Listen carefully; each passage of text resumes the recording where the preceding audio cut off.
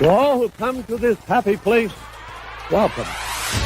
Good evening, ladies and gentlemen. My name is Chris, and you're listening to a podcast that believes in dreams, that places trust in the magic of imagination, that is always the first star to the right, and where the light in the window is always on. Join as we discuss the views from Walt's apartment. All righty. Thank you, Chris. We appreciate that. Welcome to Walt's Apartment Live. It is September 10th, 2025, and it's another rousing episode of Walt's Apartment Live. We have an awesome special guest with us tonight. It's weird. I switched headphones and I can't hear myself anymore. So can you guys hear me okay? Yeah. Unfortunately. Okay, perfect. Okay, perfect. Well, thank you, Sam. Sam, how are you? Welcome. I am okay.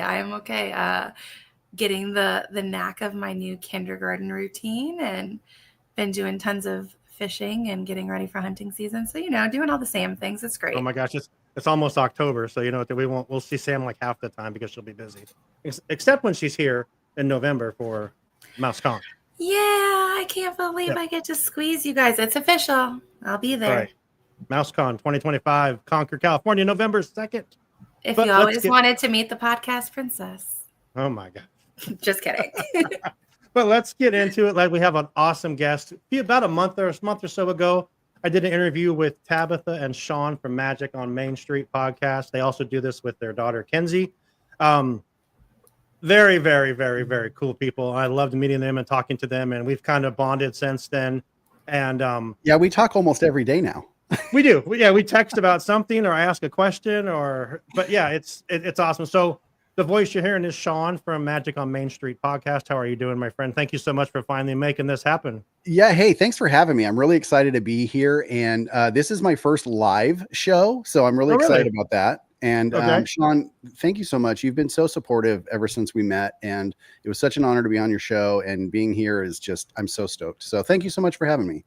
Absolutely. I was telling you beforehand that I know Tabitha's not here with us tonight because Tabitha is a cast member at Disneyland, and I was telling the Sam and Sean before, I said she would have been the first cast member that we actually would have had live on the show. Yeah.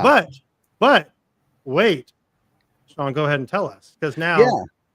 So I actually just got a call last week. I'm going to be a cast member again, and I'm really excited about it. It'll be a part-time gig. So I'm still going to do I do marketing for a living, and I'll still be doing all of that. But I had a really cool opportunity to jump in as a cast member in a role that is just a dream that I can't tell you about. But I'm really excited to be a cast member again. It's exciting. It was one of my favorite things. I was a cast member back in the early 2000s, like 2000, 2001. And it was just one of my favorite things to do. And I took the learning and knowledge and I applied it to every role I had ever since then. So I'm really honored to be a cast member again. Do you get to do traditions again? I do, and I'm really excited about it because I loved traditions back in the day, and I feel like it's such an honor to go through a training that Walt Disney had a hand in putting together, and I believe in his values, and I believe in the goals of why these trainings exist, and I'm a huge supporter of employee training. It's something that's so important, and it can change a business. So I think that this is really awesome, and I'm so excited to do traditions and something that they didn't do before that they do now. It's something called Step Into the Magic. And that's where you'll see cast members around the park in plain clothes, but with a name tag on. And they're just kind of like assisting guests, telling them where to go and where the bathrooms are. And there's fun little things where they'll ask questions and compliment their attire and wish them happy birthdays, things like that I just love to do already. So I'm really excited to do that. I would love to. I would be so good at just doing that. Yeah, I do it already, as a guest. So it's like it'll be natural. I'm really excited about it. You talk about Disney like in their training, and like I used to work for GM before I worked for Kia, and GM they have like corporate training, and it's like called the Disney way. They like send people like down to Florida and to Anaheim to do like these huge trainings. And I'm like, God, how come the Disney guy can never go to the Disney train? They said, well, you don't need you didn't need to go. They told me. I'm like, there's actually a book too that where is that book? I have a book, and it's all about like Disneyland guest service and why it exists and why it's so special. Right. Couple questions for you. So you do Magic on Main Street with your wife and your daughter Kenzie, correct? Yeah, I do. Yeah. And what is that podcast about? That's more of a podcast / YouTube channel, right? So it started out as a podcast about 6 years ago. I found the book. Be Our Guest. If you haven't read this, this is a really good book about Disneyland customer service. Jen Jennifer, says, I tell people happy birthday and help them find their way. I really like helping people find out how to use the app. Awesome. We started the podcast about 6 years ago. We found ourselves at the parks a lot, and because of that, everybody in our personal lives we're always like, hey, where do I find the best food, or where do I do this, and how do I do that, and how do I get the best trip possible? And so we're like, we're talking about this, and try to get me to shut up. So I was like, hey, let's start a podcast. And Kenzie was really excited about it because she wanted to do hidden Mickeys. And so there's a segment about hidden Mickeys. Tabitha and I have been kind of doing park content and things like that. More recently, we've turned it into more of like a vlog. We've been focusing on that and building a community, which we can talk about later. Yeah, for sure. But we took a break from the podcast just to kind of get better at the things that we weren't doing well. But we're getting ready to revamp the podcast with some different segments, change up the format, because really what it was a lot of news, things that are happening in the Disney bubble, new food, new merch, things like that. And that's a hard show to put together. It has to be very timely, and things change every day. We do it every week. Yeah, it's a hard show. And so we're trying to shift a little bit, because the complaint that we get from, not complaint, but when people say, oh, I love your show, like the comments always come up of, we just want to see more of you. And we end up reading a lot of lists on our show. These are the closures. This is the new food. This is the events coming up. And people really have a desire to like connect, and that's why they listen to podcasts. And I feel like, and I'm the first to admit, we weren't the best at like just showing who we were. We were just reading lists off of a screen, and we still do entertaining things. And we introduced a segment called Our Last Trip, and it started out because after COVID, during COVID, it was really hard to put that show together, as you can imagine. You guys did it too. Right. It was just hard to do. And so we had to kind of shift. So we did cooking segments and all these weird things. And it was just like, this isn't what we want to do. But now that we're like seeing that the news is so hard to report on, like it is what we want to do. We want to do more fun things. And so we're going to introduce like a game segment. I actually have a theme. One thing that we love and people love about our show is we have a lot of jingles. So we have one in the works right now. We're introducing a new segment. Everybody's hearing this first.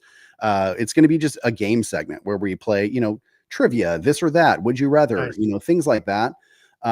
So that we can just be more engaged as a family, because this is family time for us. But also more entertaining for the folks that are giving us their time, because I'll say it over and over again. All we have in this world is time. And when somebody gives it to us, we want to make the best of it. And so we're just trying to figure out the best way to format the show to where people feel like they're getting something out of it for giving us their time. And so, we're in the middle of a revamp right now. We're going to launch probably in the next couple of weeks. And it's been a blast doing it. Well, Sam, it sounds like we're doing the right thing. I mean, we're like, okay, people have the same ideas as us. Cool. Yeah. I love this. I also love that, you talked about like using it as an opportunity, because it's family time. It is. Because like, I say it all the time, like you come into this world with nothing and you leave with nothing except for the memories that you left with other people. So spend that time like touching other people's lives and sharing magic and making memories with the people that are closest to you. It's the best way to do it. Sean loves car rides with me. He really, really loves them. Especially when they're like 8 hours long. Wait, how are you two involved? No, we're not. don't start that. Well, I mean, you know what I mean? Like no. How are you connected? How did this? So literally when I started the show with Chris. I told you about Chris. And then after that, after Chris passed, we brought on some other people. Sam was one of the first people we brought on. We brought her on just to host our Extra Magic Hour show, which is basically the park show that tells the news and all that stuff. Yeah.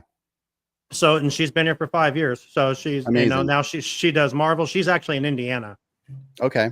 Yeah. So she But yeah, and then I have other hosts that do that are Marvel, Star Wars. We do it all, and then Amazing. But yeah, I just tease fun. him because when I fly in for conventions and stuff, he's usually my ride around Northern California and Southern Oregon. So well, I want to dip into these this Marvel and Star Wars thing. I'm a big fan of both. So if you ever need somebody to talk to, yes. We actually so Tim actually asked what's MouseCon. So MouseCon is an event that we go to. It's up in Concord, California, where we're going to be.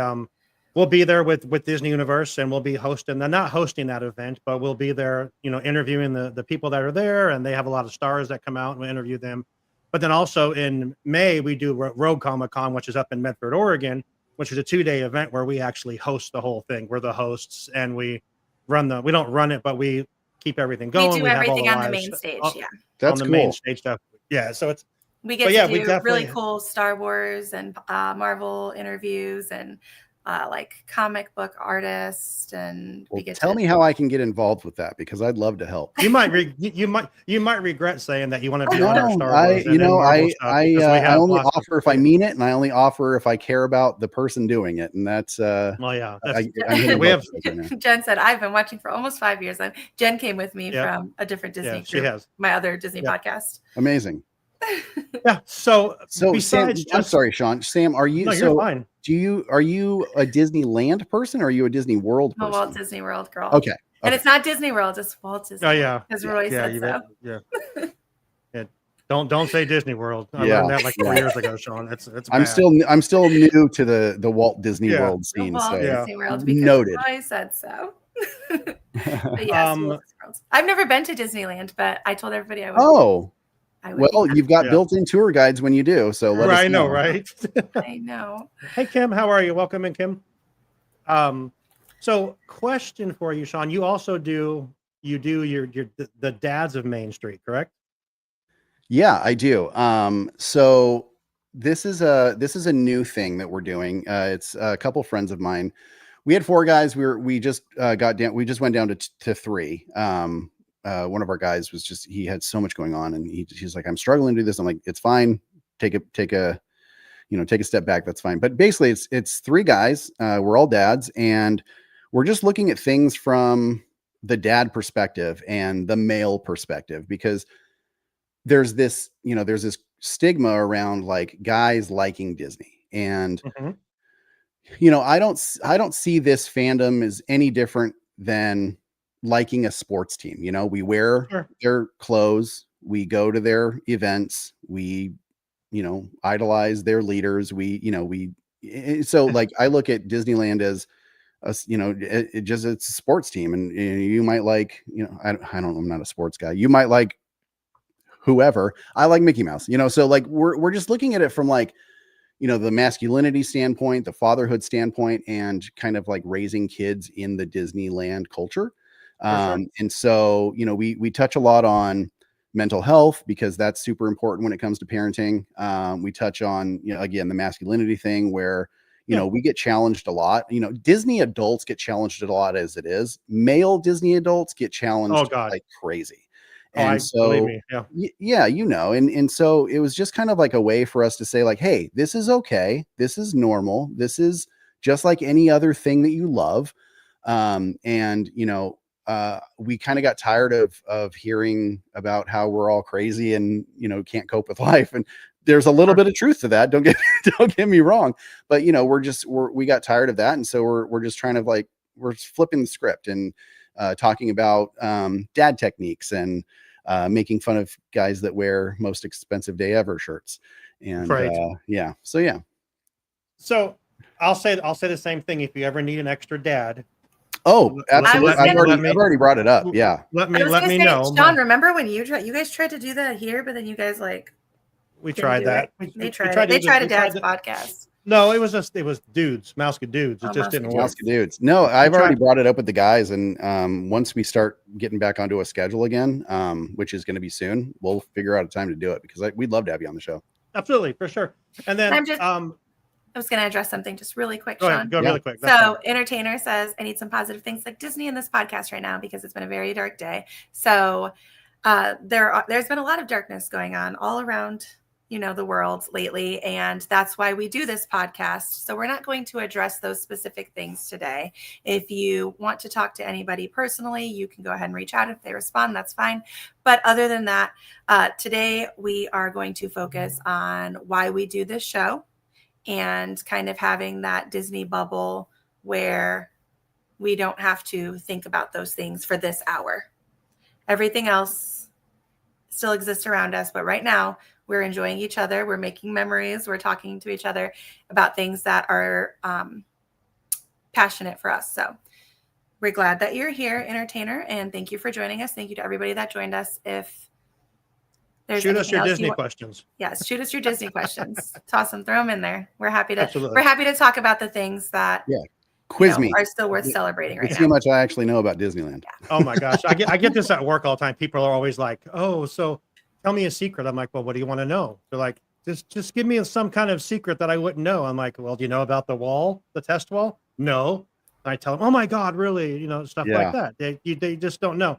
But those are the things that we forget, right? Like, absolutely. I had posted something the other day. Well, actually, it was a couple weeks ago now, and somebody had commented on it. It was I did this funny thing where it has the Greatest Showman, and we will come back home, and it was me basically saying, like, if you don't look back and say goodnight to Walt.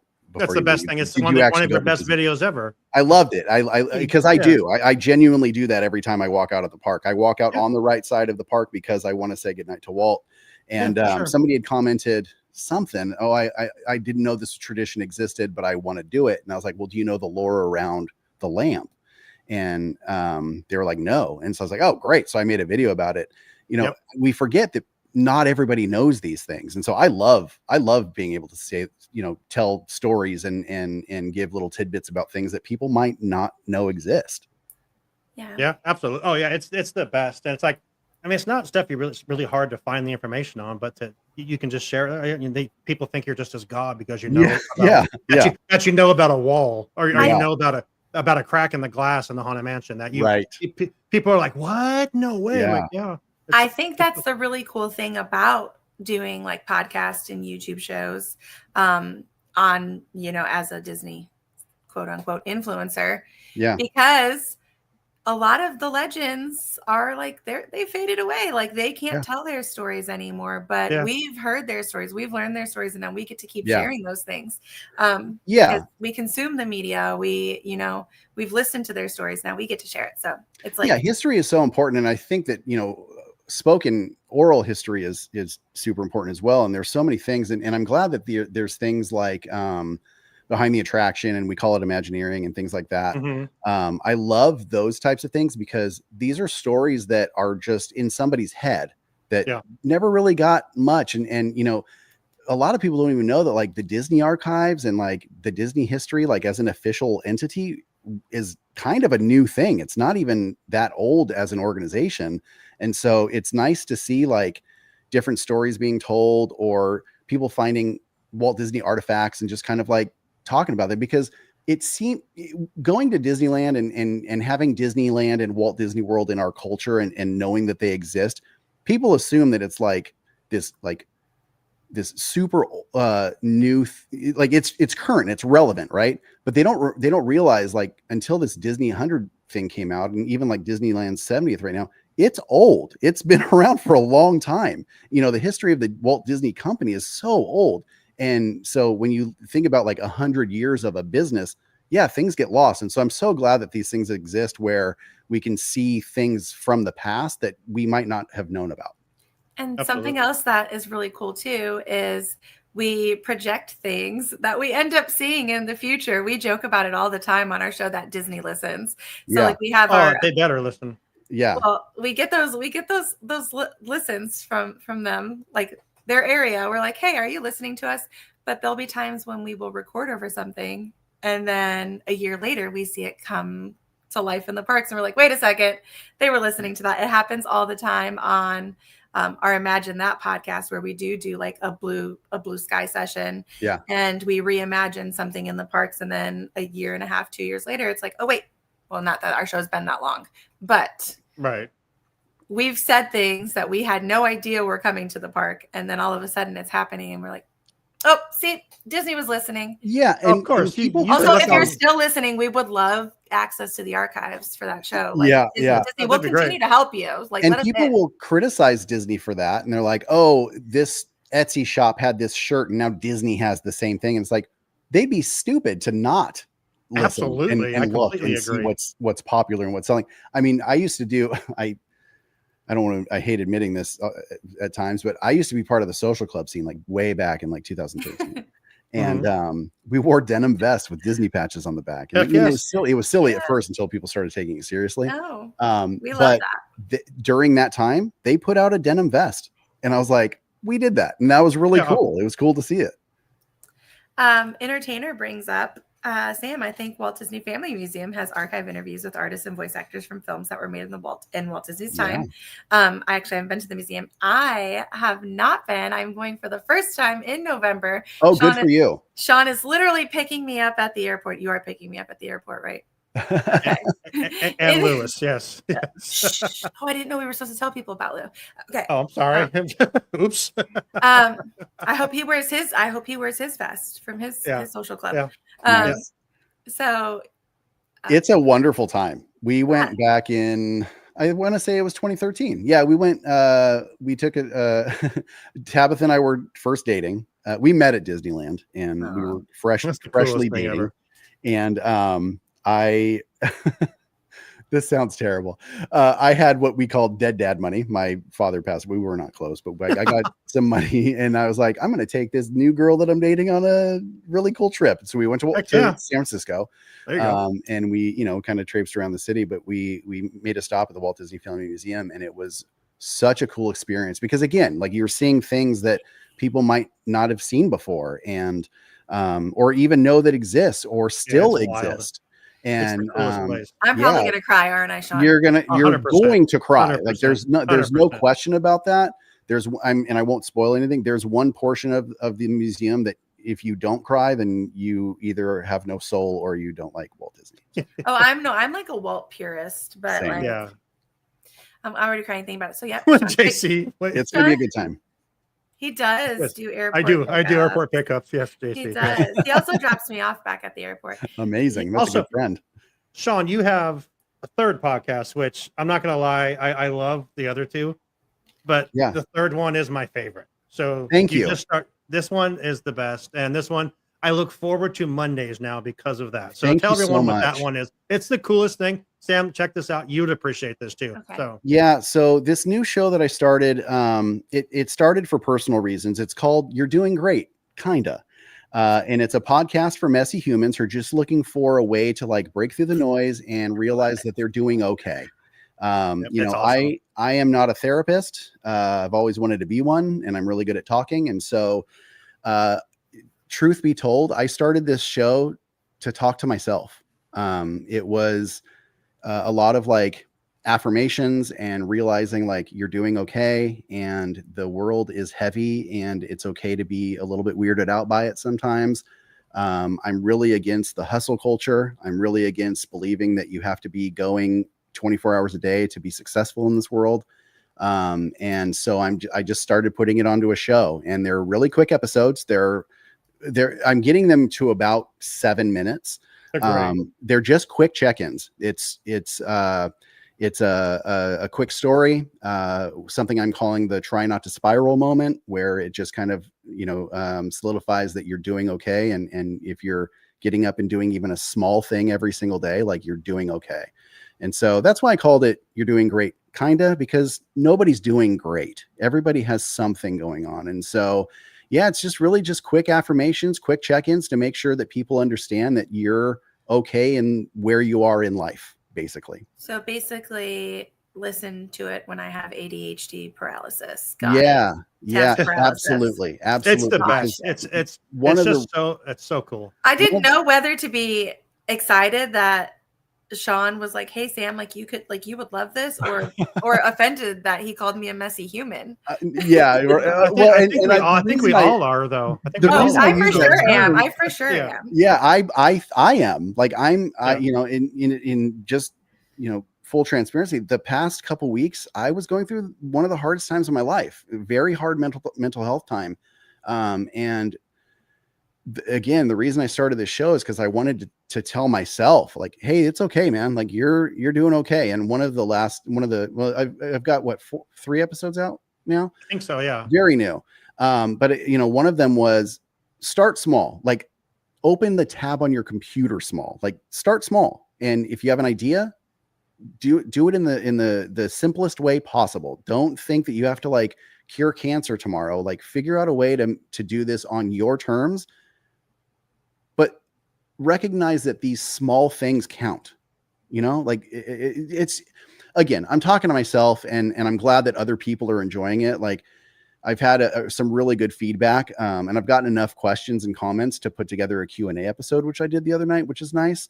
But I also put together, because they're short episodes, I did 15 episodes the other night. And so there's going to be a lot coming. And one of them was what I would do differently if I could jump back into my 20s.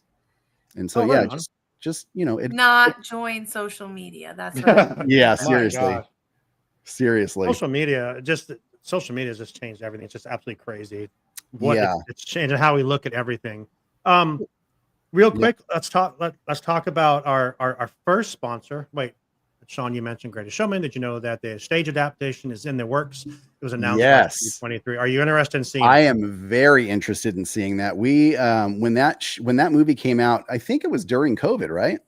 It must have been around that time. I think so, yeah. We locked ourselves in the room and we watched that movie, and we watched it a dozen more times in the next few weeks. Like we love that show. It's really good. A great movie, and I really can't wait to see it on stage. Same. Perfect. We took a half hour to introduce you, which is perfect because we didn't have a lot to talk about. So that's great. So I want to talk about our first sponsor real quick, whereinthepark.com. They are actually, I think they just got back from their cruise this morning, and we're at Typhoon Lagoon today. They took like a whole East Coast trip over there, and they're doing Epic. They did Epic last week, and I'm sure they'll do. I think now they're going to be at Walt Disney World. So, but nice. I asked them this morning. I said, guys, what's coming up on the podcast? And he says, hello. This is from Kevin. He says, hello. This Friday's episode is about Universal Studios Hollywood, where we talk about makeup artist Jack Pierce. He created the looks for Dracula, Frankenstein, Phantom of the Opera, and more classic Universal monsters. So wow. They put out their shows every Friday. Where in the Park, the podcast. We'd love to have them as part of our team and to sponsor us as well. So make sure you check them out as well. So cool. So Sean, you mentioned that you had like these little intros, and I got one idea from you a couple weeks ago when you talked about this. Nothing like what you do with the cool jingle, but we have the coolest segment that we like to talk about on our show. That usually starts off our shows, which is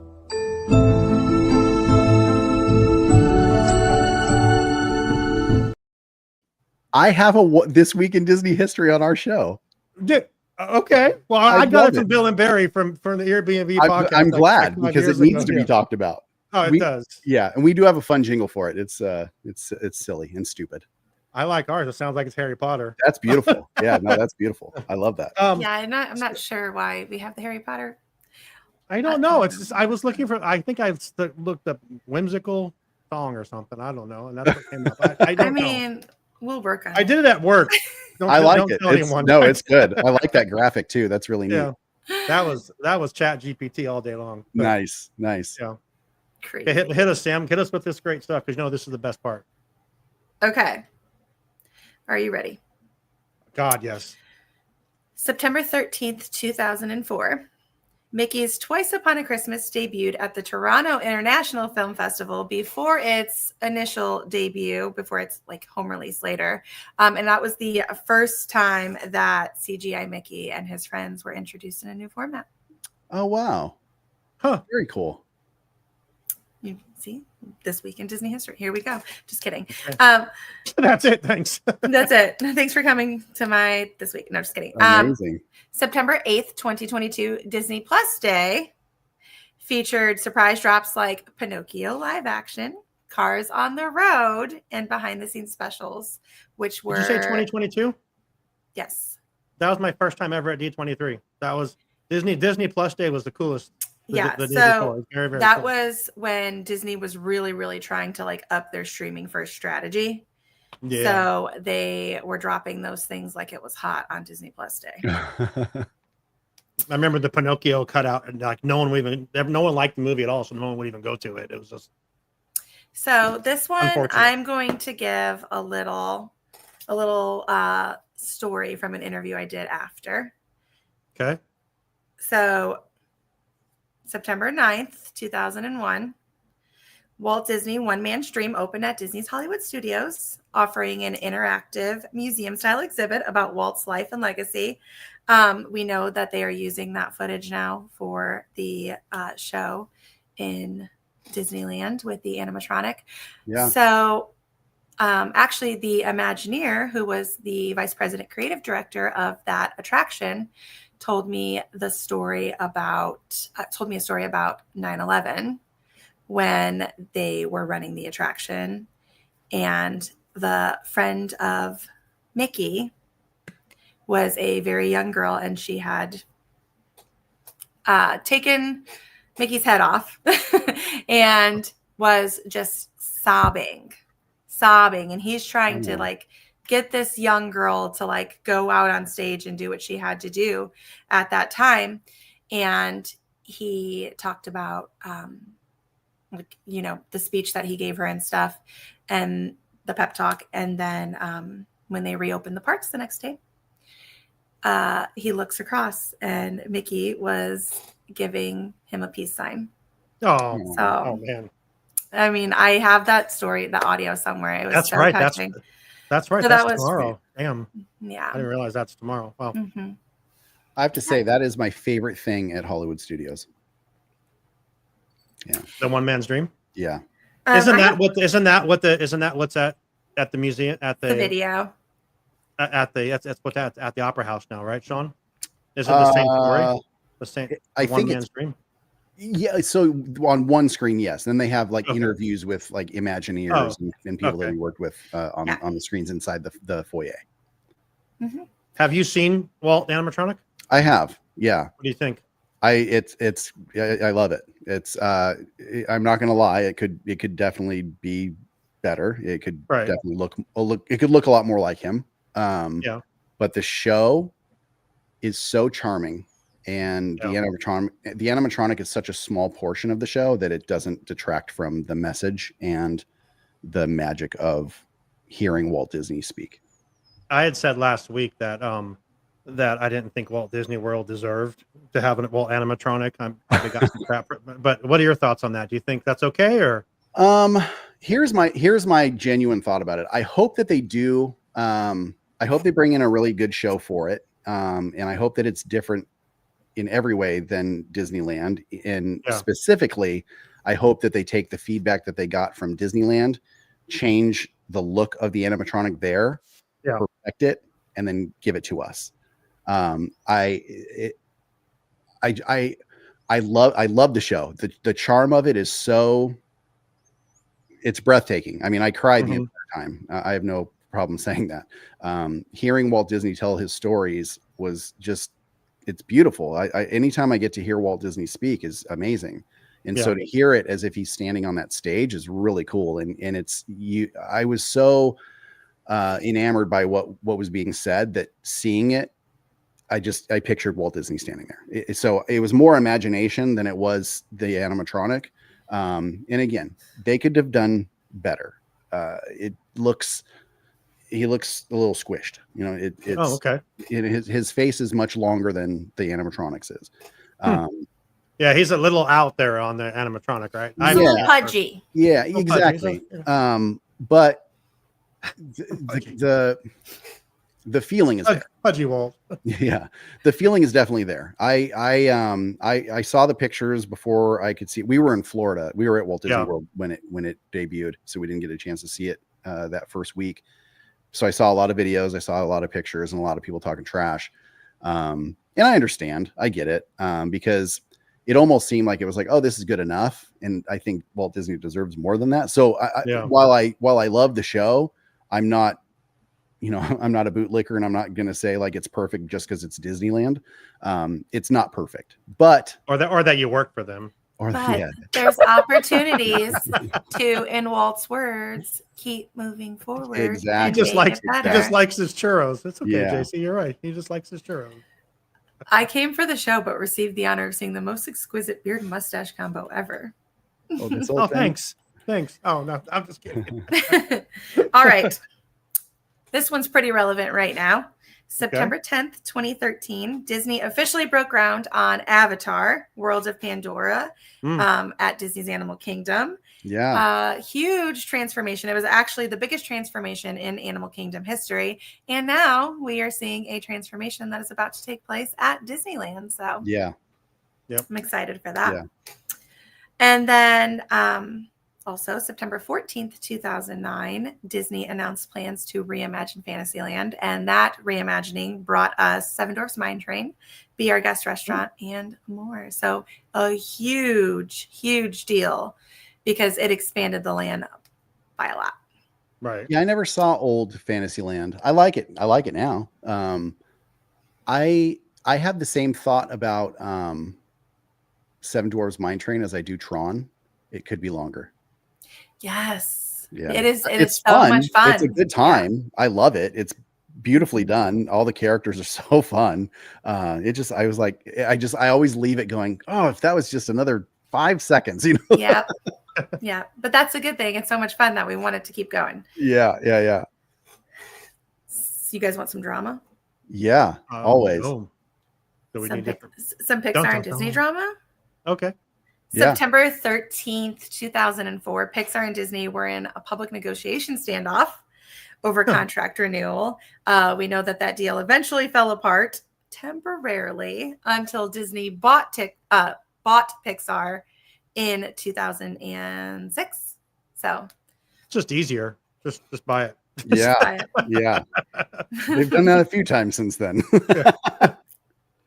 Oh, this isn't working? Okay, we're just going to buy you. We'll buy it then. Yeah, we'll buy it. Yeah. Speaking of buying things. Great segue, by the way. Great segue.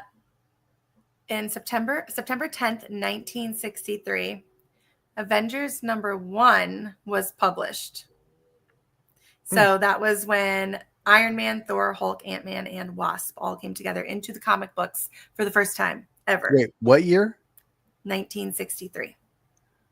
I thought you said 1993, and I was like, that's not true. No, September 10th, 1963 is Avengers #1. Okay. Wow. I'm going to skip that one because I don't know. Well, you said you like Marvel, so maybe I won't skip it. Yeah, I do. I love Marvel. Okay. So this one's a random rogue fact that some people wouldn't know. But September 13th, 2011, Marvel launched Spider Island storyline, which is one of the it's a super unique crossover arc where ordinary New Yorkers developed Spidey powders. Huh. Yeah. I vaguely remember that. Yeah. And then I always have to include some Star Wars. So September 13th, 2013, Star Wars Rebels was officially announced at the D23 Expo with concept art and the voice cast being teased. And I will say Star Wars Rebels and Star Wars Clone Wars are my two favorite properties. Such good storylines, characters, action, everything you could love about Star Wars is in those two series. Joey loves those. He always talks about those two. He does. They are my favorite. They share like it's so much background information. It ties everything together. The Clone Wars is so necessary, because when you're looking at, episodes 1, 2, and 3 of the movies, there's such a big gap and so many things were left out. And I get it. I understand. They had to progress the story, and if not, they would have had another 6 movies. But the amount of character development of Anakin Skywalker in the Clone Wars is phenomenal, and it introduced my favorite character, which is Ahsoka. Yes. Yeah. And then, and then they get a spin-off with the Bad Batch, and which was just even more story and even more, amazing characters. Yeah, I'm a big fan. Let's see. We do have a couple things. Entertainer likes to help out with these. So give me this one here. This one. Let me talk about this one. This week in Disney history, in 1990, Tailspin debuted in syndication. Nice. Now, if you know if you know, about 3 years ago, Lewis and I interviewed Michael Silversher, who was the composer and wrote the song for Tailspin, and Amazing. I actually met him, Sean, where we used to work in Oregon. He came in and bought a car. No way.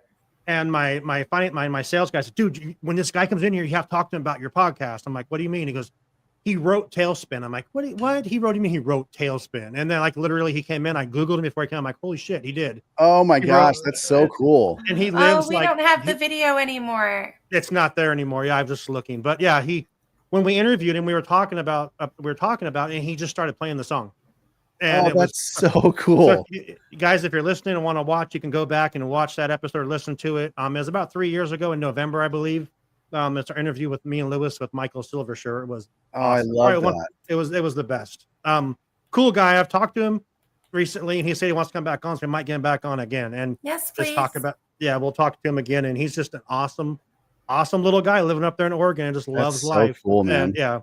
This week in Disney history, 2009, the first D23 Expo was held. Oh.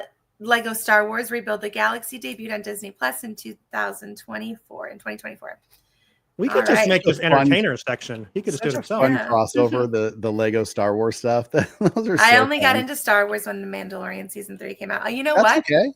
Season 3, I'm surprised by that, Tim. A lot of people got into Star Wars, and it started a whole new fandom with Mandalorian in general because of the hype around Baby Yoda, Grogu. Yeah. So, right. Yeah.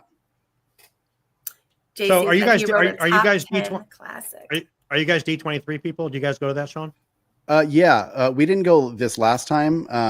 We messed up and didn't get tickets because we were waiting for the media credentials and they never did them. So yeah, I was I already booked my hotel, even though it's a year away. Yeah, the day they announced, I just booked the hotel. I'm like, this just makes sense. Let's have it out of the way. And it's already sitting there. I'm paid for it, so I go. Yeah, so it's fine. We're members and everything. We enjoy the offerings they have, and especially when you look at like the tours that they offer and things like that. Like I'm a big fan of D23. Right on. Okay, do you have any more, Sam, or do you like to any more Marvel? I mean, what else hang on. I did have one more Marvel. I'm wearing Marvel today. I forgot. This is my Thunderbolts shirt that I made. Let me make you big. Let's see. That's Chesapeake Valley. That's awesome. Thunderbolts. That's awesome. Shostakov on the back. Shostakov. Oh, that's awesome. Man, you made that? One. Yeah, it's on our shop. Oh, okay. That's awesome. I need one for sure. Awesome. All right. I have one more. Okay. September 12th, 2021, the Hawkeye trailer dropped, teasing the Christmas set Disney Plus series that would introduce Kate Bishop and brought Clint Barton back into the spotlight. So cool. Mrs. Josh that was Allen. my last. And honestly, Hawkeye is probably my least favorite Disney Plus show. Really? Yeah. I thought it was one of the better. I don't know. It was okay. What's your favorite Disney Plus Marvel show, Sean? WandaVision. The answer is WandaVision. Yes. Yeah. WandaVision was amazing. I really liked Agatha all along. It was a great show. Oh, beautiful. I love that. No, I really, I don't think Sean knows about my obsession. So no, I don't. I see it. I just noticed it's behind your back. So, okay, there's that. Obsessed. Yeah. So Sean and I have this ongoing feud over our favorite MCU characters and whether they are villains or anti-heroes. Yeah. So mine started before he was in the MCU. He came from the comic books, and it's this guy. Oh my God, this guy. Namor. Namor. Oh, dude, that was such a cool character. So I say he's an anti-hero. Sean says that the Scarlet Witch is an anti-hero. Uh-huh. I agree. I say she's a villain. No. I think she was okay. Scarlet Witch is a villain. I think you're both right. Because I think that Wanda as a person was the anti-hero because she wasn't really like trying to be a hero. She had these powers that she could use and she could do these things with them. I don't think it was until Doctor Strange Multiverse of Madness that she became a villain. Yep. She's a villain because she has the dark hope, Sean. This is what I say to him all the time, and he doesn't listen to me.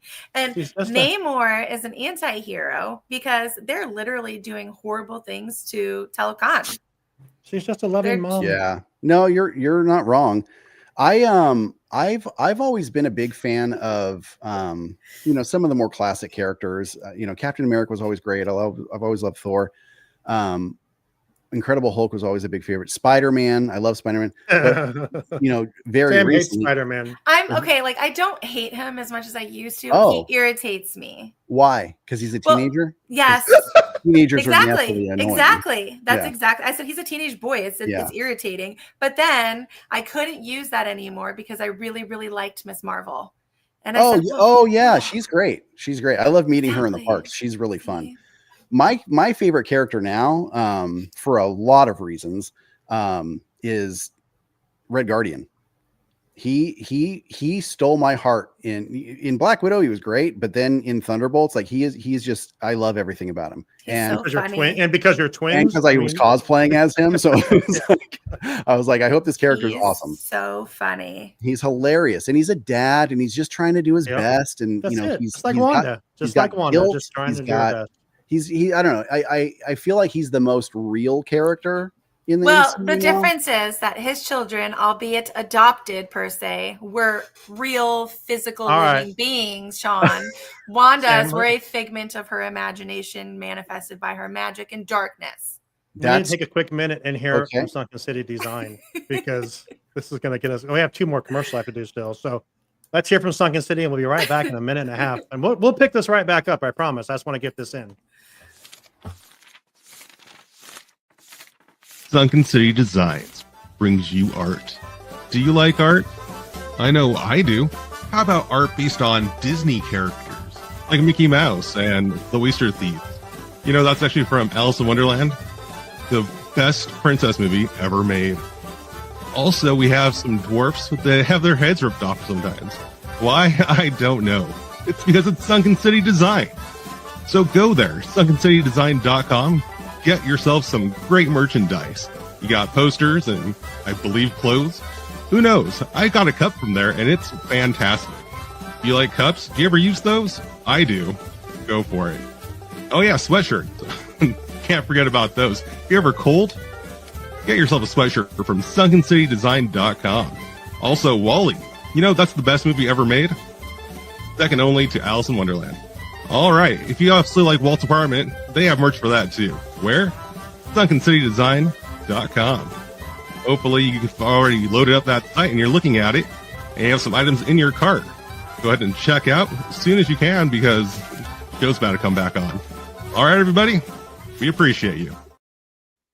I need a lot of those shirts. I need a lot of them. Yeah, I see your haunted, the one that you talked, the haunted house or haunted haunts that you have. Hometown haunts. Hometown, yeah. I look at those, and they are exactly they're I think I asked Lewis, I said, "Are you guys like the same person?" And Lewis is the one who does all of our art. So all He's of our the one logos. that Sean's picking up at the airport with me in November. He actually creates all of our logos, all of our art. I love it. I love his style. I need all of those shirts. Yeah, they're awesome. The Walrus and the Carpenter is such a deep cut, and I am the Mad Hatter. I love Alice in Wonderland. I need that shirt. So does Lewis. It's funny because we used to have a show called the Mad Tea Party. I think I told you this. Yeah. And on that show, Lewis was called the Mad Hater. Oh, that's right. Yeah. That's right. Oh yeah, you guys are basically you guys are the same person. Basically. We need to link us up. I need to promote him. And he's okay and for sure. Buy some shirts. Yeah. He used to try and convince us that Alice was Disney's best princess. Okay. Yeah. No. It was on an acid trip. Yeah.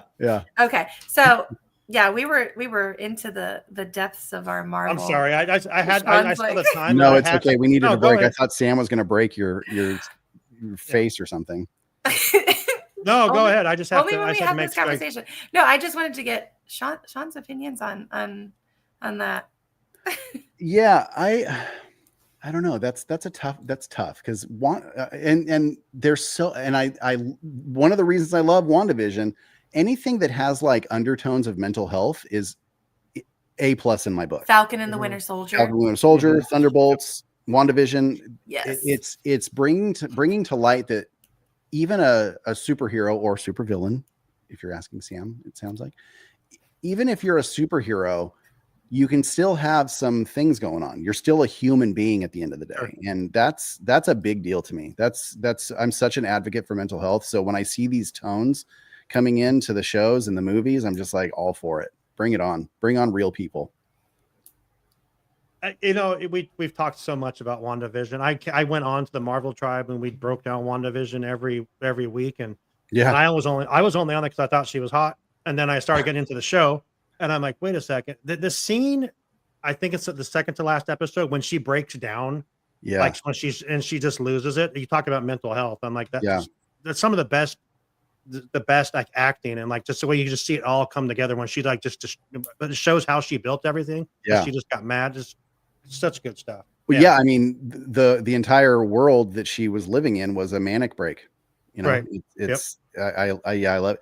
But and you're right, she is hot, but she's also an amazing actress. She really is that character. So talented. And I didn't realize until like way into it that she was, you know, the Olsen twins' sister. Right. I didn't know who she was, and I was like, holy smokes, like, you know, because you know they grew up, they were famous because they were baby actors, but she is really a great actress. So, I first saw her in an Infinity War, and like that's the first time I actually realized, because I wasn't like into Marvel that much yet. And I'm watching this, I'm like, who's this redhead? And I'm like, holy moly, you know. And then I went down the rabbit hole, and I'm like, okay, and then I went back and watched the other one where she teamed up with the Civil War one, where they all teamed up together, and it's just wild. Crazy. She plays a big part in the whole thing, and like, you know, even Kevin Feige said that she's the strongest Avenger. They asked him, and they said she is the strongest Avenger, which is she's an Omega level being. Her universe cannot exist. The multiverse cannot exist without her in a specific time and place. John, do you have about 10 more minutes, or you have a I have all the time you need. Okay, cool. Yeah, I hope that they bring her back for this new arc, and another one that I really want to see come back is Loki. I really love the Loki series. I want to know where the hell Loki is right now, other than holding the depths of time together. Was so like just like from pompous asshole to savior of the multiverse was just like such an amazing arc, and I have so much respect for that show and that character. People who did you just become best friends? We did. The people who do not watch the Disney Plus shows, you're missing out. You're missing out. So you much. are missing out. Kevin Feige is brilliant, and the way that he takes like comic book fandom, because I love my comic books. The way that he takes comic book fandom and then like ties it into like modern storytelling and. You said mental health and comedy, and like drama and an emotional pool at the same time. It's brilliant. Brilliant. Some of the movies have missed, but I have really, really loved the Disney Plus series. Yeah, I really liked it, and I think they wrapped it up really nicely. And you know, I'm very easy to please when it comes to movies and TV shows. Loki is not canceled. Loki is an evolved being. Yeah. He is evolved. I heard he's coming back in Doomsday, and I'm just curious to know like how do they, you know, but we'll drive ourselves crazy if we try to ask how. I mean, exactly, because like we thought it was going to be like the whole King the Conqueror storyline. We're not getting that anymore. Unfortunately, I think we're done with Namor as well at this point, because our villains and anti-heroes cannot stop getting themselves in legal trouble. I am so bummed about Kang. They could have done so many great things with that character, and he just went and did his thing. So can't be doing that. No. But it's okay, because we are getting Dr. Doom. But we're getting Dr. Doom, and I'm really excited about it. But we also got but that's the thing, is the comic books have already written everything. The comic books have every possible solution to every problem that could ever come up in the MCU if you know your comic books. Like, thankfully the people at MCU do. What did you think about Fantastic Four? I actually loved it. Same. I know. I loved it. I gave it like an 8.5 or 9 out of 10. I think I said. I would agree. I think that they gave us the perfect amount of background information for people who didn't have a background to the Fantastic Four without making it drag on too long. No, and the way they did it with the TV show intro was so smart. It was like, that's the best way you can introduce a set of superheroes. That's the best way to do it.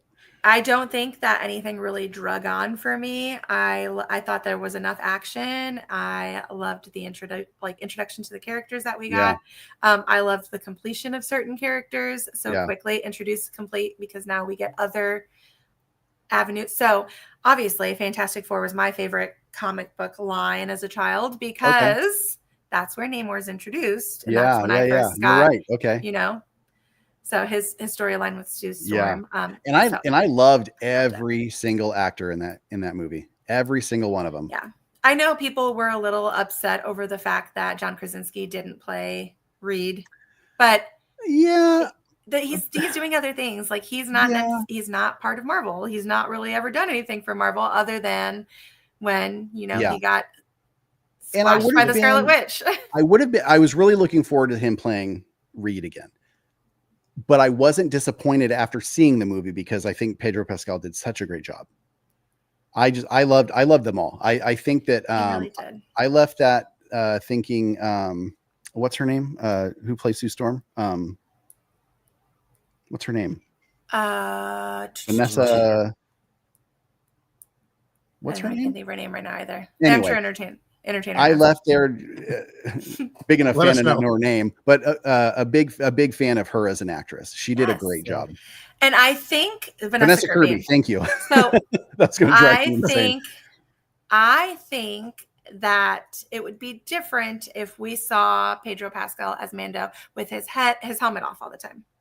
Like, I feel like it would be weird for people to see him in that regard and the other regard. You're able to separate the two because you don't see him as That's a great point. Yeah. You can't even tell it's him, even with his voice, because it's like his voice is distorted, and you can't even tell it's him. Oh, his voice as Mando is so sexy though. What did you like better, Sean? Did you like Thunderbolts better or Fantastic Four? Thunderbolts. Yeah, I really loved Thunderbolts because it was, it was the Misfits crew, and it wasn't the typical superheroes. It was funny. Even with Fantastic Four, like, they weren't superheroes going in, but Reed Richards was super smart. They were all very talented people, and then they got these powers, and then they were even better. With Thunderbolts, it was like, you've got this defunct Captain America, you got defunct Captain Russia. You've got this girl who's an assassin who doesn't really know what she's doing with her life, and it was just like such a great story of redemption on all counts. And I love that Valentina De Fontaine brought them, Valentina De Allegra De Fontaine, or whatever the frick her name is, brought them all together, because we think we're getting the Dark Avengers, right? We think we're getting something sinister, and they end up just like being so chill and so funny and so cool. So we're going to get a storyline from them, and then we're also getting Sam's Avengers. So and the possibilities are endless. They are, and I'm so excited. I'll still say John Walker's still a piece of shit, but do you mean from the decapitation? Yeah, he did redeem himself a little bit. He's a little bit better in my book. This has been Marvel talk. Yeah, I know. No, it's all good. We're the Great Lake Avengers. I should never worry about not having nothing to talk about. So not West Coast Avengers, though. We don't want that. Yeah. No, I didn't do West Coast Avengers. I was an X-Men guy. I was worried they were going West Coast Avengers. But I thought that's where they were going as well, and I was like, please don't. Just let's not do that. See, we did it. We made enough stuff to talk about. Again, I saw more I want to talk about, so I want to hear from Getaway today, and we'll come back in like 2 minutes, and why we made a full show out of it again. Listen, we haven't. I should never have to worry. So David's been taking a break, so we haven't had any Marvel content. So getting to talk Marvel is so geeky. I love it. This is the beginning of a great relationship. I love it. Give us a second. We're back in about 2 minutes. It's been a great show so far, but who's ready for an ad break? Did you know that the best way to keep our shows going is by supporting our sponsors? So let's get to know more about the travel experts at Getaway today. They've been helping to make vacation dreams come true since 1990. And whether you want to visit the happiest place on earth or to travel to Orlando for a most epic adventure. They are there to help. Are you trying to find out which hotel is your best option or which theme park tickets will work best for your visit? Are you concerned that you might need a last-minute change? No worries. Their travel experts will help you out. Looking to book a cruise but don't know where to start? Hey, they can help with that too. They will find the perfect cruise for your vacation, whether it's your first time or you're a well-seasoned cruiser. When you book your cruise with one of the Getaway Today experts, you will have a dedicated agent to help you every step of the way. They take care of the details so you can have the most fun. Getaway Today offers peace of mind travel, allowing you to cancel or make changes up to 72 hours before your trip. You will always have the most up-to-date vacation information, both pre-arrival and upon welcome. Getaway Today guarantees the best prices, with no hidden fees, and every time you book through Getaway Today, they will donate a portion back to a charitable organization in your area. And so far, over $4.5 million have been donated. So go ahead and dial 1-855-GETAWAY, that's 1-855-438-2929, and be sure to tell them that Walt's Apartment sent you. Or just click the link in our show notes for more information and the best deals to start your Disney, Universal Studios, or cruise vacation planning. What I'm trying to say is, if you like to travel, check out Getaway Today. All right, so now it's time to get back to enjoying that view from Walt's apartment. Let's get back to the show. Here we go. Thank you, Getaway Today. All right. Awesome. So, Robbie, definitely book with Getaway Today. you do need, yeah, they're the best. They're very easy. They're easy. Just call them, tell them we sent you. Take care of you. It's all good. Sean, let me ask you this. So, since you're a huge Star Wars fan, Yeah. the only topic I had tonight was that Darth Vader's lightsaber from the original trilogy Mhm. that recently just sold in an auction. How much would you pay to buy that lightsaber? It was from the Luke, I'm your father scene. Oh, geez. The actual one that David Prowse carried. Wow. I didn't hear that. That's awesome. I would.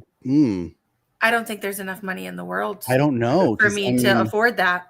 right now, $5. Okay. If money wasn't an object, I'd probably pay.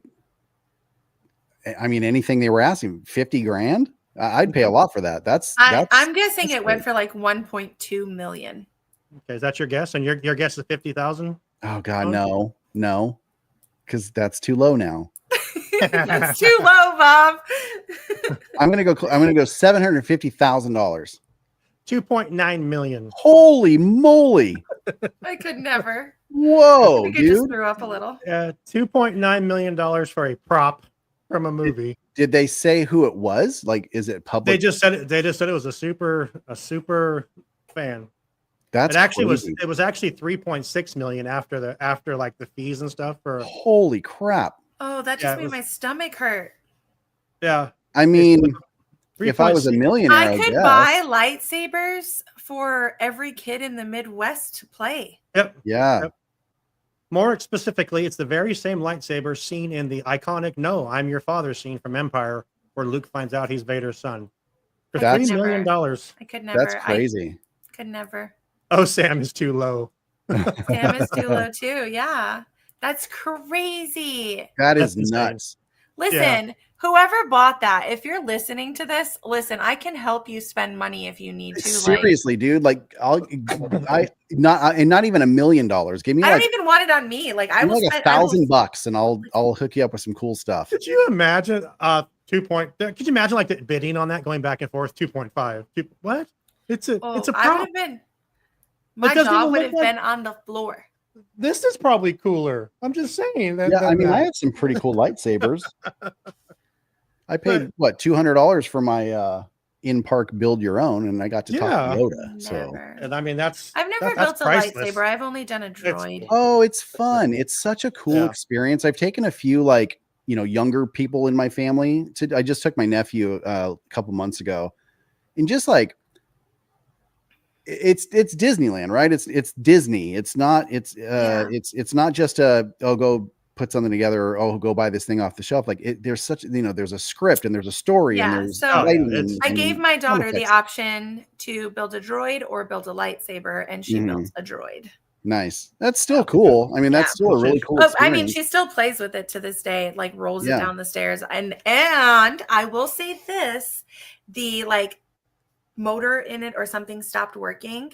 And like 6 months after we got it, emailed Disney and they sent us a new motor. Oh, that's so cool. I've heard that they do that. I've heard that. That's really cool. She should probably stop rolling it down the stairs. Yeah. Is it a BB? Is it the BB-8 or is it the R2 one? It's a BB. Yeah.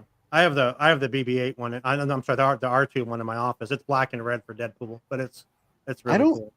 We did an R2 unit. Kenzie built one, but we also have I have a BB-8. I don't remember what brand it is, but it's the one that like has the remote control and it's like it's not life size, but it's big. That's a pretty cool process too when you get to put it together and you have to push the button and it like activates it. And I'm like, okay, that's really cool. That's the lightsaber. The lightsaber thing is one of the coolest things I've ever experienced. I've been in the room for 4 now, and it's cool every time. Yeah, that's the thing that makes Disney special, is that everything is a thematic experience. I mean, and then they get to go over to Jedi training. So yeah, that's fair. Sean, you ever been in Club 33? I have. Yeah. Oh, you lucky. Shut the front door. That's a Club 33 bag right there. I got to go during the. You'd have your $3.6 million lightsaber, where you can have 576,000 churros. Thanks for doing the math there, Tim. Because when I get my 2.9 million, I know how many churros. Yeah. Oh no, I'm sorry, JC. Yeah. So I've been a few times. So I'm going to say I'm lucky enough to have gone a few times. I don't take it for granted because it's such an honor to go there. The first time I went, I was in front of the firehouse one day, and this guy came up and he was like, he was admiring my pins. I had a bunch of pins on my vest. And he's like, oh, tell me about this one and tell me about this one. And he really liked this one. It was actually an Alice in Wonderland pin, and it was like Windows in the Magic or something like that series. And it was the doorknob or the door lock, and it actually opened, and inside was Alice falling down the rabbit hole. And he really loved that pin. And he was, asking about the series, whatever. So we made really fast friends, and he's like, oh, how often do you come, and blah, blah, blah. And so I was just kind of telling him our story. And my daughter was with me. Kenzie was 5, and Tabitha was with me and a couple friends. And he was like, oh, have you ever been to that Club 33? And we're like, no, I'd love to. And he's like, oh, you ever been in 1901? And I'm like, what is that? I had no idea what it even was. And he told me about it, and he's like, oh, you ever been there? And I'm like, no. And he's like, would you want to? And I was like, well, yeah, I'd love to. Who wouldn't? And he's like, well, let's go. Oh, geez. And we spent 5 hours in 1901. His wife played with my daughter, played board games and stuff. And we got cocktails, and I had the best old fashioned I've ever had in my life. And it was just a really cool experience. And I, in turn, I was like, I want you to have this pin, like it's the least I can do. And he was like, no, that's your pin. It's special to you. You keep it. Well, I ran into him probably about 3 months later in the park. And he was just kind of hanging out at Coke Corner. I think it was still Coke Corner at the time. And he shouted my name, and he was like, what are you up to? And I was like, oh, nothing. Just hanging out with Kenzie and Tabitha. And he's like, you guys want to go up to the club? And I was like, oh, 1901. He's like, no, Club 33. And I was like, holy shit. I was like, of course. Yes, of course. Wow. So he took us up there and he showed us around, and it was just such a really cool experience. And he's such a special man to me. And I was really thankful to do it. And then I went a few times after that. So I had a friend who, or it was actually one of our vendors at my job, and he had a membership, and he knew that I was proposing to Tabitha at the park. Wow. So he's like, and I had made Blue Bayou reservations for that day, and he's like, are you going to do anything special? I'm like, yeah, I'm going to propose, and then we're going to go to Blue Bayou. And he's like, how about you go to Club 33? And I was like, okay, absolutely. Wow. So the guys we went and did the caricature portraits in front of pirates. That was the proposal. So they drew me on my knee with the ring. And then they turned it around when it was done, and I did the proposal.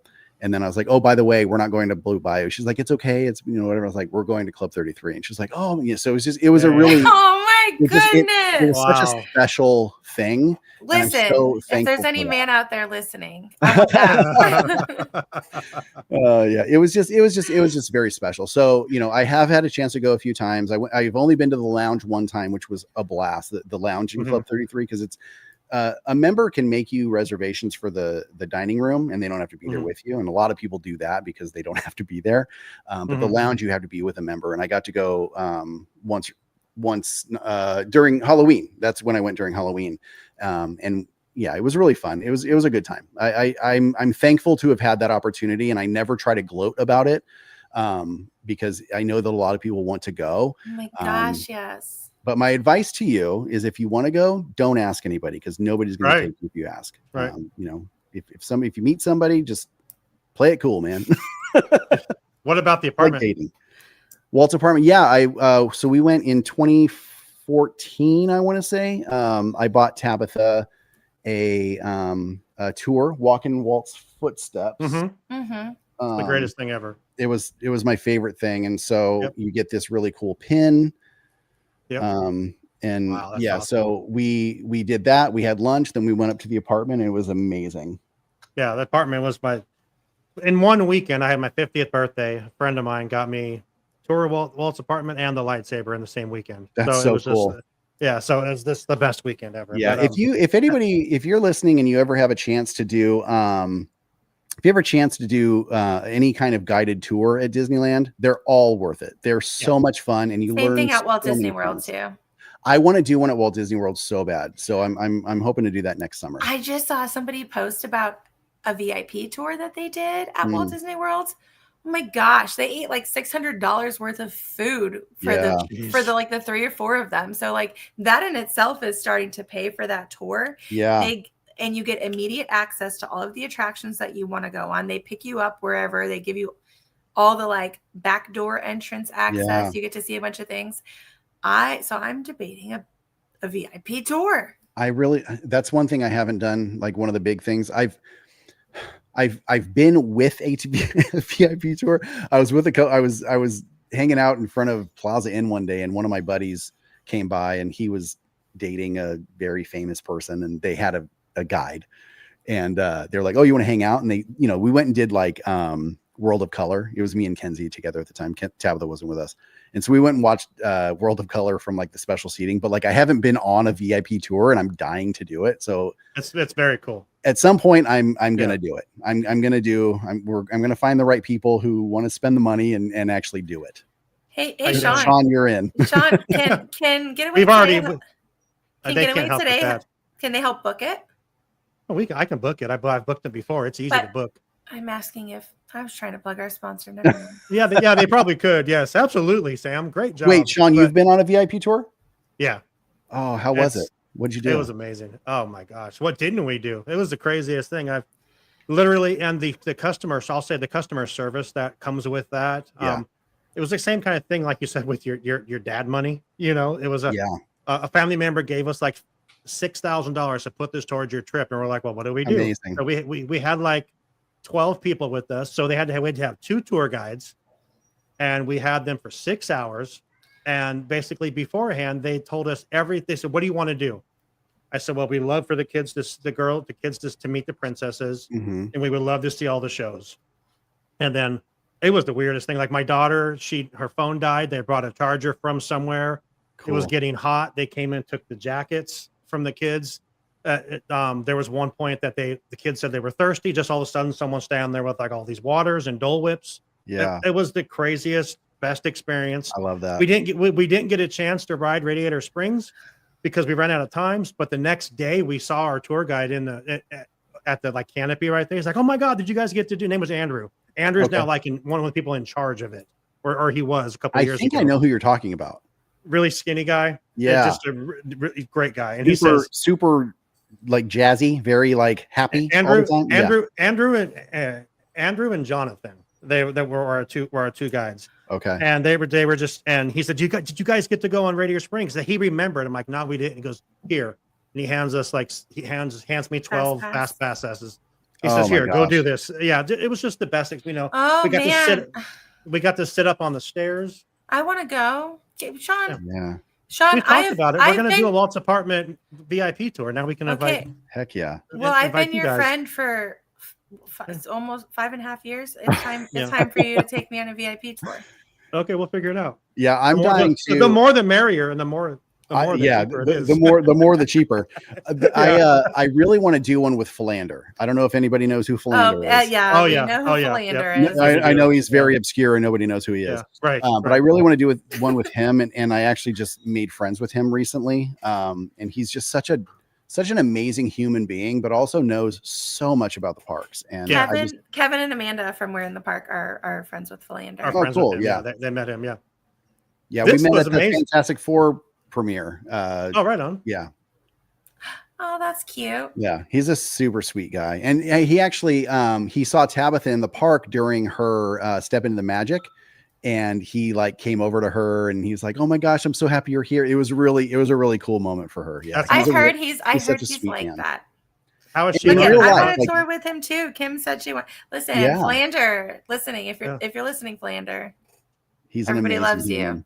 And he has that persona on stage because he's on stage, but seeing him out of his element in plain clothes as a human being, he was still that same exact human. He's just such a good person. That's so cute. Yeah. How's Tabitha liking the job? She loves it. She really, really loves it. And when she went into it, we're DVC members, and so she knew everything about it already. Right. She thought. And then she went through training. She's like, there's so much I didn't even know that, I can pass along to members. And so she's a liaison in the DVC lounge in Tomorrowland. And, she gets to engage with people all day long and talk about things that she loves. She's really interested in the learning and development side of things. And so she's trying to just kind of make the right friends and connections to move her way through that track and start teaching, because she would love to be in the learning development department. What's your home resort for DVC? Riviera. All right. Yeah, we got screwed on that one. Riviera is the one that doesn't transfer very well. But I would love to have her on once and just talk about DVC. Yeah, she would love to. She could be on Extra Magic Hour and talk about it. Yeah, she would love to. So when we had friends that were DVC members, and we were like, "Oh, I'd never do that. It's a timeshare. Who would do that?" And then we went with them on a trip to Walt Disney World and used their DVC membership, and we stayed at Animal Kingdom Lodge, and we stayed in a Savannah View room, and we saw all the amenities and we saw all the perks, and we were like, "Go to Top of the World." We never did Top of the World. Okay. I know. It's on our list. But yeah, we kind of knew about it before we decided to go and talk to a guide. And by the time we got to Florida to talk to a guide, we were already sold, and we were like, yeah, let's do this. And so it was a very easy sale for him. You're welcome, Eric. It's been so instrumental in us having any kind of Walt Disney World experience, because, it's an expensive trip, and my cats are going crazy. I'm sorry. That's all right. It's an expensive trip. And so the way that we plan it out, and as good as Tabitha is with, knowing points, knowing dates, and really stalking calendars and really gaming it, she's amazing at gaming systems. And so we get the most out of this membership as we can. And so we always do 10 days in the summer. And then we always do at least 2 more trips during the year. And wow. That's all on one contract. 10 days is a lot. I am burnt out. I am burnt out after 6 days. We get home and we're like, I wish we could go back. We can never get enough, I mean, I get that, but I tend to so I'll do Walt Disney World, and then I'll do a cruise, not a Disney cruise, because I ain't got that kind of money. But but I'll do Walt Disney World for 6 days. And then that's usually okay, I'm ready to be out of the Disney bubble for a minute, and then either go to Universal Orlando or take a cruise for a few days. So Universal was part of the 10 days. So we last year we did a park hopper We did that again this year too. We were going to do Epic Universe, but we were watching and we were like, there's still a lot of breakdowns, a lot of things that aren't up. And we were like, I don't want to waste my money. So we did 2 days at a terrible hotel outside of Universal and had the worst experience of our lives. Went to Universal. Tabitha got sick from the heat and ended up in health services for a few hours. But still went on Velocicoaster. Good girl. But yeah, so it was a terrible and that was our first 3 days. Terrible experience. But then we got into the Disney bubble and we had the best time of our lives for the next few days. So yeah, the 10 days includes some Universal time as well. Yeah. Oh, I'm sorry. Are we keeping you?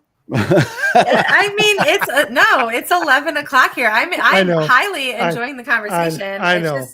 I've been up for. We will 5 a.m. We'll wrap it up.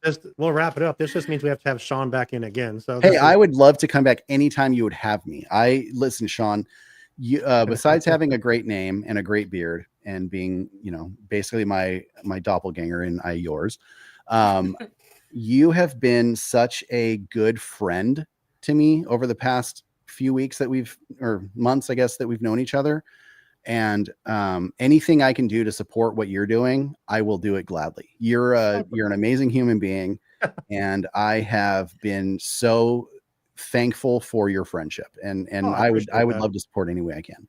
Absolutely, I appreciate you. You guys are awesome. And like I said, when I first saw you, I'm like, I got a vibe with this guy. This guy is just cool as hell. And then and then I think the interview with Tabitha was so much fun. And like you said, it's just we're very thankful for you and what you do, and any way we can support, we will. And Sam, it's so good to meet you, and I'm so glad we could vibe over Marvel. Sure. Like I'm really digging this, and I need to reboot our Marvel talk. So I think I know.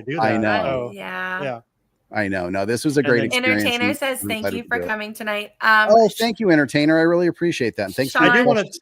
Yeah, I was gonna. We did have a question earlier in the chat. Somebody asking you to rename all of your shows so that they can go follow. Yeah, please. I was gonna have gladly. You do that, sure. Self-promotion, of course. Yes. No, so you can find us at on Instagram at Magic on Main Street Official.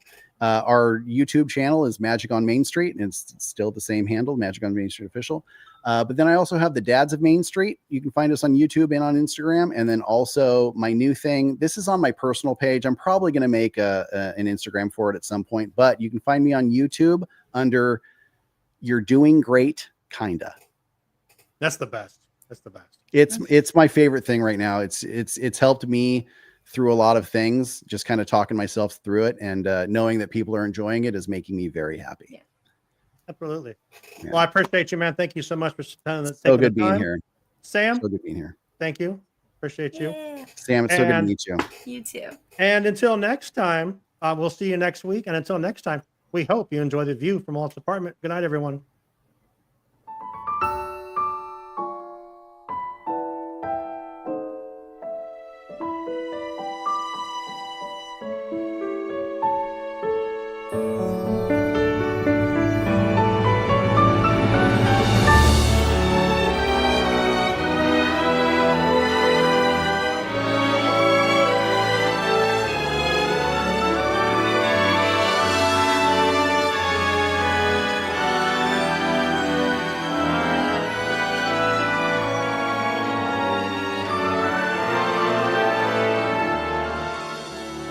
To all who come to this happy place, welcome.